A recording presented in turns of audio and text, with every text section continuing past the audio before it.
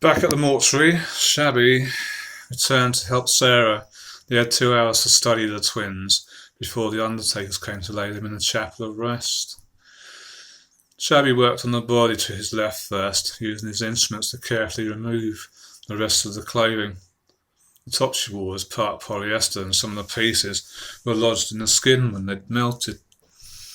There was a large section in the centre of the body which Shabby peeled off really carefully, and underneath was untouched, perfect skin. So he looked at Sarah and spoke.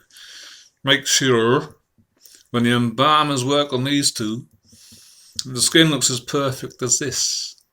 She photographed a strip of skin and continued with her work on the other body. There weren't any clothes on this one, and all the skin was burnt off. These girls weren't given a chance. Whoever killed these wanted them to suffer. Right, we'll finish up here and the embalmers can come in and get them ready.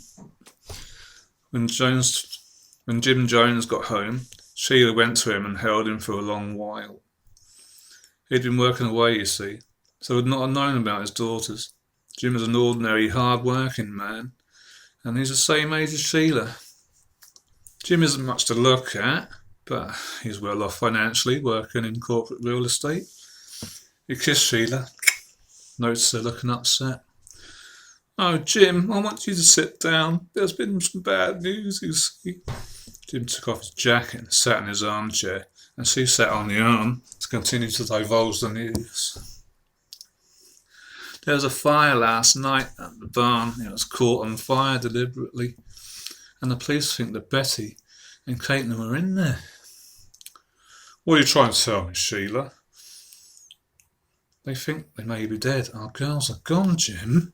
She became hysterical then. "Are you sure it's Betty and Kate? How do they know?" And then Jim started to weep as well. Sheila tried to search for the right words to say without making things worse. "They never came back last night, love, and they still haven't come back even now. They went to the barn for a bloody party, and now you know about the fire." Sheila cried again and left the sitting room and returned with some tissues and handed some to Jim. "I can't believe we'll never see him again. Who would do this to us? I just don't understand." Jim was becoming angrier by the second. "The police don't know. You need to call the station and speak to them. Maybe they got leads by now." Jim went to telephone the station and he needed answers. And Simon picked up the call and was already armed with information from Shabby. "This is Jim Jones. I'm calling for you for information about my daughters Betty and Caitlin. Could you help me?" Simon drew in a breath and replied to Jim's request. "The pathologist has identified 2 bodies found at the barn nightclub. They are your daughters, I'm afraid. They've been processed so you can at least formally identify them for yourselves. So if you can, please, call into the mortuary at your earliest convenience and do this for us." Jim paused so they could compose himself and spoke again. "Do you know who it was that attacked our girls and any reason why they were targeted?" Simon wanted to give Jim some good news, but there weren't any. "We don't have anything to tell you on that front. Sorry, Mr. Jones. The officers are working tirelessly to find you some answers." Simon felt bad. Well, at least he tried to tell him. "Thank you for letting us know. We'll be along later to see the girls for ourselves." And Jim hung up the phone.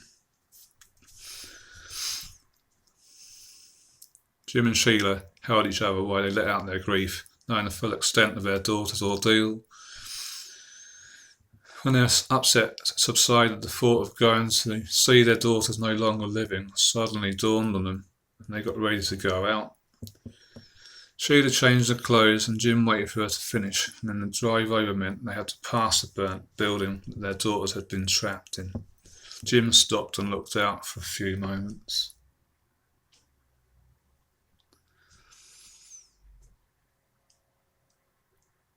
And then pulled away to continue driving to the mortuary.